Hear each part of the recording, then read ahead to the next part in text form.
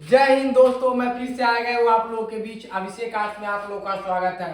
तो आप लोग आज हम लोग देखने वाले हैं, याद रखिएगा, जो कल हम लोग क्वेश्चन देखे थे ज्योग्राफी के पार्ट नंबर 1 के ऑब्जेक्टिव क्वेश्चन वस्तुनिष्ठ प्रश्न जो था 17 तक देखे थे।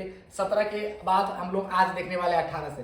लेकिन हाँ, उससे पहले हम आप लोगों को बता दें कि अभिषेक आर्ट्स क्लासेस, आर्ट्स के बादशाह अभिषेक आर्ट्स क्लास में, याद रखेगा, ठीक है, जिला का नंबर 1 इंस्टीट्यूट हम अगर बात करते हैं आर्ट्स क्लास के मामला में तो नंबर 1 है। जो कि इसमें 5 अप्रैल से 10th वाला जो भी इस बार पास किया उसके लिए 5 अप्रैल से 11th का नया बैच शुरू हो रहा है, जिसमें लगभग अगर हम लोग बात किया जाए तो 20 से 25 एडमिशन हो चुका है। और हम लोग का टारगेट है कि फर्स्ट बैच में 50 स्टूडेंट ऑफलाइन में, तो इससे ज़्यादा हम लोग नहीं ले पाएंगे। तो बिना देर किए हुए जल्दी ज्वाइन करें। और रविवार, याद रखिएगा, रविवार 5 अप्रैल से सुबह में, याद रखिएगा, आप 7 बजे बैच स्टार्ट हो रहा है, जिसमें आप ज्वाइन कर सकते हैं। तो चलिए बिना टाइम गंवाए हुए हम लोग अपने पॉइंट पर आते हैं, टॉपिक पर आते हैं, और हम लोग देखते हैं ज्योग्राफी का क्वेश्चन नंबर, याद रखिएगा, जो 17 के बाद 18 है वहां से।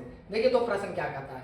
प्रश्न कहता है, याद रखिएगा, प्रश्न क्या कहता है, 2011 के जनगणना के अनुसार, याद रखिएगा, 2011 के जनगणना के अनुसार बिहार में प्रति वर्ग किलोमीटर कितनी जनसंख्या था। याद रखिएगा, अगर हम जनसंख्या की दृष्टि से बात करें तो याद रखिएगा कि प्रति वर्ग किलोमीटर, याद रखिएगा, कितना है भाई, तो 1106 व्यक्ति, यानी 1 किलोमीटर में, याद रखिएगा, 1 किलोमीटर में कितना लोग निवास करता है बिहार में, तो 1106 व्यक्ति। चलिए अगला प्रश्न क्या है।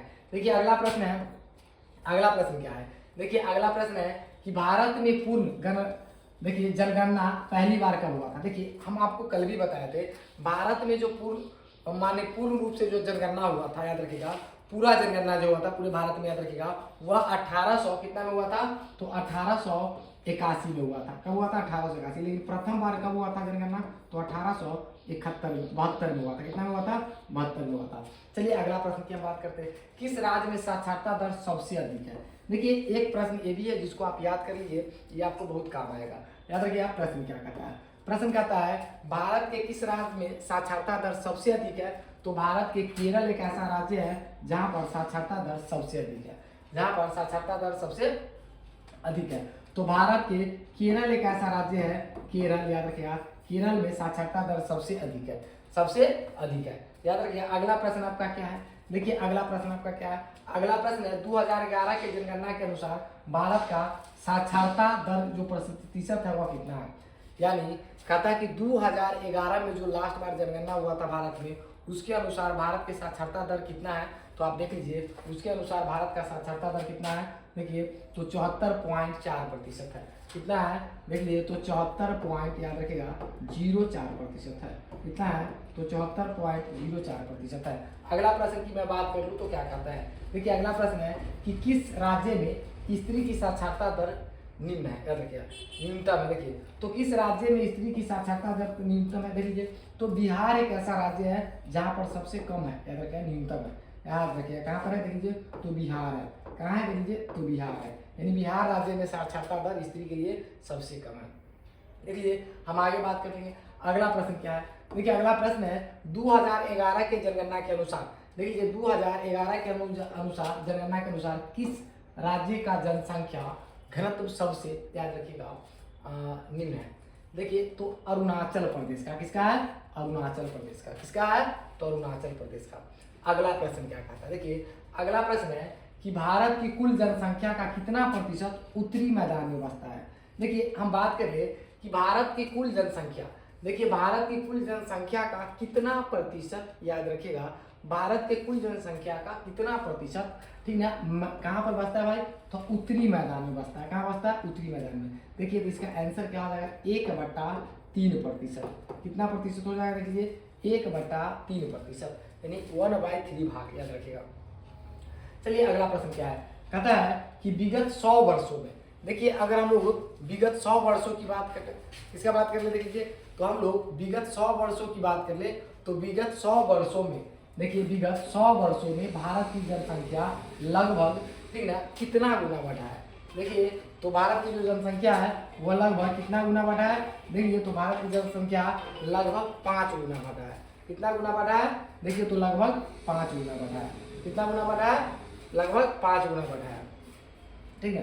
चलिए अगला प्रश्न, यानी भारत में 100 वर्षों में, याद रखिएगा कितने वर्षों में, देखिए 100 वर्षों में, रिसीव कर लीजिए, देखिए 100 वर्षों में याद रखिएगा कितना गुना बढ़ा है, याद रखिएगा कितना गुना बढ़ा है, रिसीव कर लीजिए, देखिए तो भाई 5 गुना बढ़ा है, कितना गुना बढ़ा है, देखिए तो 5 गुना बढ़ा है।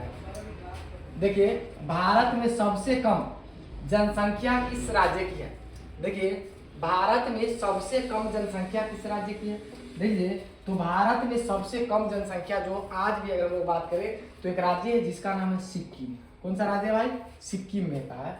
देखिए याद रखिएगा सिक्किम राज्य है ऐसा जिसका जनसंख्या सबसे कम है, याद रखिएगा। हम बात कर ले 27 नंबर क्वेश्चन, देखिए 27 नंबर क्वेश्चन क्या कहता है, तो 27 नंबर प्रश्न कहता है, याद रखिएगा 27 नंबर प्रश्न क्या कहता है कि 2001 की जनगणना के अनुसार, देखिए 27 नंबर जो प्रश्न कहता है वो कहता है 2001 की जनगणना के अनुसार, ठीक है, भारत की जनसंख्या का कितना प्रतिशत अशिक्षित है, याद रखिएगा 2001 में जो जनगणना हुआ था उसका डाटा, याद रखिएगा।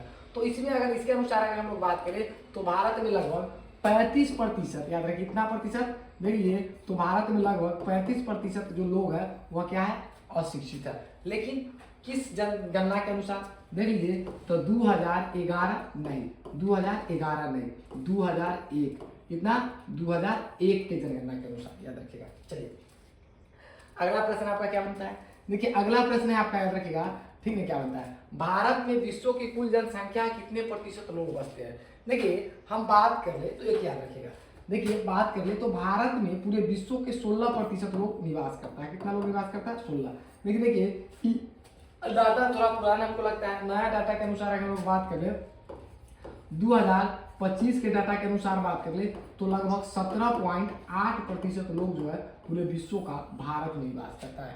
देखिए भारत जनसंख्या की दृष्टि से नंबर 1 हो चुका है, ठीक है, भारत जनसंख्या की दृष्टि से क्या हो चुका है, नंबर 1 हो चुका है। भारत की जनसंख्या लगभग अगर हम लोग बात कर ले तो 144 करोड़ के आसपास है, कितना भाई, देखिए तो 144 करोड़, देखिए 144 करोड़ के आसपास है। देखिए तो हम लोग जनसंख्या की दृष्टि से किसको पीछे छोड़े हैं, तो हम लोग चीन को छोड़ चुके हैं, किसको छोड़ चुके हैं, देखिए चीन को छोड़ चुके हैं, किसको छोड़ चुके हैं, चीन को छोड़ चुके हैं, ठीक है। तो चीन की अगर हम लोग बात कर ले तो चीन में कितना है, देखिए तो चीन में लगभग 17.4% हो सकता है लगभग, याद रखिए, यानी 142 करोड़ के आसपास, कितना 142 करोड़ के आसपास। चलिए अगला प्रश्न पर हम बात करते हैं, देखिए किस भाषा परिवार, देखिए भारत में किस भाषा को सबसे कम बोला जाता है। देखिए प्रश्न है कि भारत में किस भाषा को सबसे कम परिवार है बोलने वाला, तो चीनी तिब्बती भाषा, कौन है, देखिए चीनी और तिब्बती भाषा को सबसे कम बोला जाता है। किस भाषा को सबसे कम बोला जाता है, तो चीनी और तिब्बती भाषा को कम बोला जा सकता है।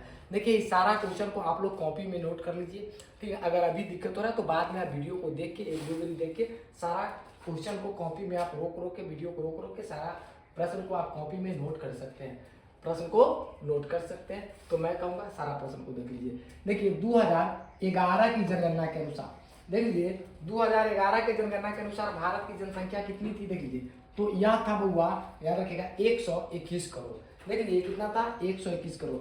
लेकिन अभी जो जनगणना चल रहा है इसके अनुसार तो ज़्यादा हो चुका। देखिए हम एक डाटा 2025 का देखे हुए थे, ठीक है, तो इसमें कहता है डाटा 2025 के अनुसार, याद रखिएगा अभी तो जनगणना हुआ नहीं है ताज़ा, ठीक है, तो बउआ याद रखिएगा इसका डाटा लगभग 144 करोड़ हो चुका है, कितना हो चुका है, 144 करोड़ हो चुका है। देखिए अब बात करेंगे 2011 के जनगणना के अनुसार बिहार की जनसंख्या कितनी थी, सुनिए तो बिहार की जनसंख्या जो थी वो था होगा कितना, याद रखिएगा 10.41 करोड़, कितना था 10.41 करोड़। देखिए 32 नंबर क्वेश्चन है, किस राज्य की जनसंख्या सबसे अधिक है। देखिए किस राज्य की जनसंख्या सबसे अधिक है, तो याद रखिएगा उत्तर प्रदेश, किसका है, देखिए उत्तर प्रदेश। किस राज्य की जनसंख्या सबसे अधिक है, तो उत्तर प्रदेश। और अगर पूछा जाए किस राज्य की जनसंख्या सबसे ज़्यादा घनत्व है, देखिए अगर घनत्व की बात किया जाए, देखिए घनत्व की बात किया जाए किस राज्य की जनसंख्या जो है सबसे ज़्यादा घनत्व है, देखिए सबसे ज़्यादा घनत्व है, तो आप याद रखिएगा सबसे ज़्यादा घनत्व जो है, याद रखिएगा किसका है, तो सबसे ज़्यादा घनत्व बिहार का है, किसका है, देख लीजिए बिहार के है, किसका है, देख लीजिए बिहार का है, सबसे ज़्यादा किसका है, देख लीजिए तो बिहार का है, देख लीजिए किसका है, बिहार का है। कौन है, कौन है, नाम पूछिए ना, नाम क्या है? ज़्यादा हो जाता है 1 बजे तक, कहीं कल आने के लिए तो कल आइए तो सर लाइव क्लास करो। देखिए क्या कहता है प्रश्न, कहता है देखिए कि भाई 2011 के जनगणना के अनुसार, देखिए कुछ प्रश्न और बचा हुआ है जिसको हम लोग जल्दी में कर लेते हैं, ठीक है, टाइम थोड़ा ज्यादा हो रहा है। देखिए 2011 की जनगणना के अनुसार, ठीक है, भारत के नगरीय आबादी कितना है। देखिए 2011 के जनगणना के अनुसार अगर हम लोग भारत के नगरीय आबादी की बात कर ले तो कितना है, देखिए तो ये आपका देखिए 31 पॉइंट, ठीक है, 16% याद रखिएगा। 2011 के जनगणना के अनुसार बिहार किस राज्यों की नगरीय जनसंख्या का अनुपात सर्वाधिक है, तो गोवा है। किसका है, देखिए गोवा है, किसका है, ठीक है, गोवा का है। देखिए जनांकीय संक्रमण की अंतिम अवस्था को कब होती है, देखिए तो जन्म दर एवं मृत्यु दर के दोनों निम्न होती है। देखिए जन्म दर और मृत्यु दर के देखिए निम्न होता है। देखिए कहता है किस, देखिए 2011 के जनगणना के अनुसार, ठीक है, 2011 के जनगणना के अनुसार याद रखिएगा, 2011 के जनगणना के अनुसार अगर हम लोग बात कर ले, ठीक है, तो भारत में ग्रामीण आबादी कितनी थी। देखिए तो भारत में ग्रामीण आबादी कितनी थी, देखिए ये 2011 के जनगणना का डाटा याद रखिएगा, तो भाई मेरे, ठीक है, 69% था। कितना था, 69% था। अगर हम इसी में बात करें बिहार के किस भाषा, बिहार के लोग किस भाषा को पारिवारिक समूह से संबंधित मानते हैं, देखिए तो यूरोपियन, इसको मानते हैं, यूरोपियन को मानते हैं। देखिए 38 नंबर प्रश्न है, 38 नंबर प्रश्न है कि किस व्यक्ति, देखिए वह व्यक्ति जो एक वर्ष में 183 दिन से कम काम करता है, याद रखिएगा, देखिए सॉरी, वह व्यक्ति जो एक वर्ष में 183 दिन से अधिक काम करता है उसे आप क्या कहते हैं, तो उसको आप मुख्य श्रमिक कह सकते हैं। क्या कह सकते हैं, देखिए उसको आप मुख्य श्रमिक कह सकते हैं। देखिए तो आपका ऑब्जेक्टिव क्वेश्चन कंप्लीट हो गया, ऑब्जेक्टिव क्वेश्चन आपका कंप्लीट हो गया। तो मैं आपको कहना चाहूँगा अगर वीडियो आप लोगों को अच्छा लगा, क्लास अच्छा लगता है तो लाइक जरूर कीजिए, सब्सक्राइब कीजिए और कमेंट कीजिए। मिलते हैं फिर अगले वीडियो में हम लोग।